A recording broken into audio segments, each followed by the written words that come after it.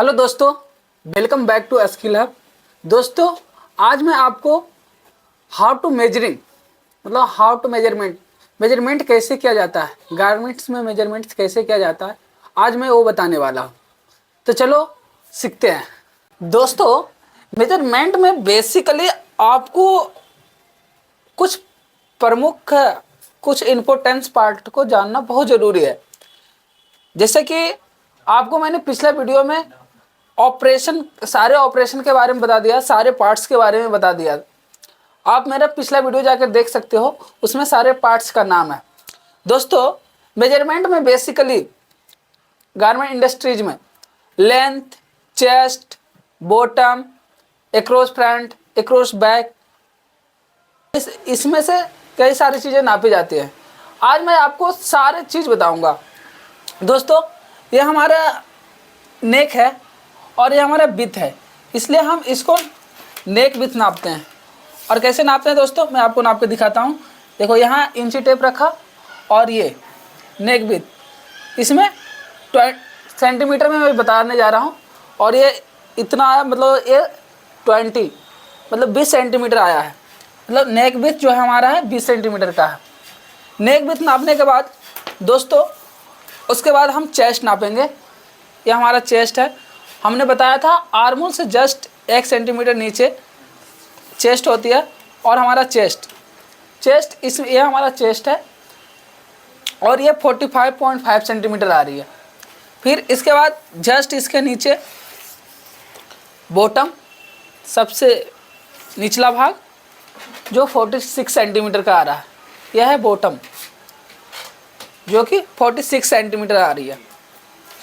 फिर इसमें आप यहाँ पे आप नाप सकते हो ये आर्महोल।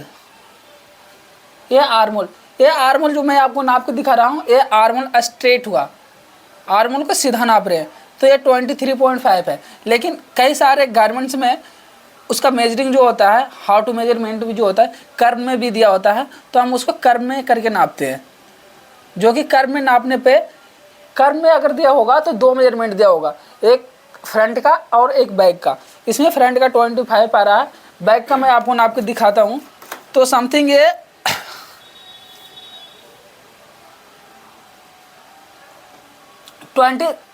27 आ रहा है। दोस्तों, हमेशा आर्महोल का मेजरमेंट जो कर्व में दिया होता है, वो फ्रंट से हमेशा बैक ज़्यादा होता है। ओके दोस्तों, अब ये हमारा स्लीव है, तो ये स्लीव लेंथ हो गया। ये हमारा स्लीव है और ये यहाँ से यहाँ हमारा स्लीव लेंथ होती है, जो 20 सेंटीमीटर की आ रही है। फिर इसका ये ओपन भाग है, इसलिए स्लीव ओपनिंग इसे बोलते हैं। ये 18 आ रहा, 18 सेंटीमीटर आ रहा है। दोस्तों, उसके बाद हमने आपको नाप के बता दिया स्लीव ओपनिंग, आर्महोल, नेक विड्थ नाप के बता दिया। शोल्डर आपको बताता हूँ। शोल्डर जो होता है, शोल्डर का भी 2 मेजरमेंट होते हैं, एक हाफ शोल्डर होते हैं और एक फुल शोल्डर होते हैं। जब फुल शोल्डर होते हैं तो उसको पॉइंट टू पॉइंट नापते हैं। ये फुल शोल्डर में नाप रहा हूँ, आप जैसा कि वीडियो में देख रहे हो, ये 42.5 सेंटीमीटर आ रहा है। और इसे बैक से, ज़्यादातर जो शोल्डर नापते हैं वो बैक से ही नापते हैं। दोस्तों, हमेशा बैक से नापने की कोशिश करो, क्योंकि उसका मेजरमेंट परफेक्ट आती है। ओके दोस्तों, उसके बाद आपको मैंने शोल्डर नाप के दिखा दिया। फिर ये यहाँ पे एक्रॉस फ्रंट होती है, मिड ऑफ आर्महोल। जब भी एक्रॉस फ्रंट आपको नापना होगा तो आर्महोल के बीच के एक्रॉस को नापेंगे। ओके दोस्तों, क्लियर है। अब इसमें हम आपको एक बहुत ही इम्पोर्टेंट चीज दिखाऊंगा। ये जो गारमेंट आप देख पा रहे हो दोस्तों, ये जो गारमेंट आप देख पा रहे हो, ये ना गारमेंट्स का जो मेजरमेंट होते हैं, ये बहुत इम्पोर्टेंट भाग होते हैं। गला, क्योंकि अगर गला का अगर बैलेंसिंग बिगड़ गई, गला का मेजरमेंट अगर बिगड़ गई, तो गारमेंट बेकार हो जाती है। तो सब ये आप ज़रूर याद रखना कि इसका जो नेक का एरिया है, इसका मेजरमेंट ज़रूर करना आप, क्योंकि ये अगर आपका माइनस होगा दोस्तों, गारमेंट ही गलत हो जाती है।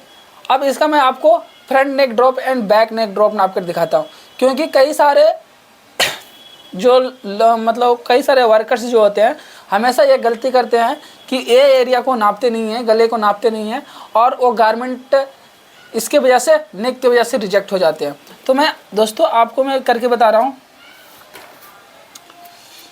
दोस्तों इसका जो ड्रॉप आप देख पा रहे हो, बैक ड्रॉप, ये सीम जो है, ये यहाँ से इंची टेप लगाने के बाद इसका जो सीम बन रहा है समथिंग वो 1.5 सेंटीमीटर का हो गया।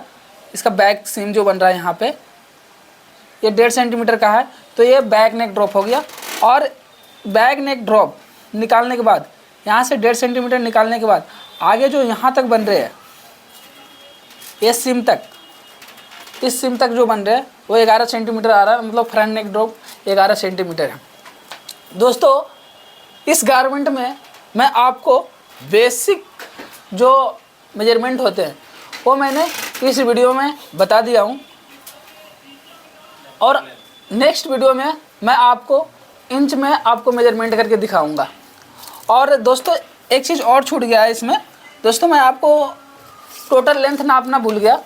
दोस्तों मैं आपको बता रहा हूँ टोटल लेंथ हमेशा HPS से नापता है। HPS that mean high point shoulder to bottom. तो हम इसको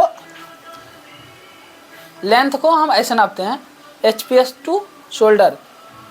ओके दोस्तों, तो ये अभी इसका जो लेंथ आ रहा है वो 72 आ रहा है, 72 सेंटीमीटर। तो आज मैं आपको इस वीडियो में सेंटीमीटर में नाप कर बताया हूँ। नेक्स्ट वीडियो में मैं आपको इंच में बताऊँगा।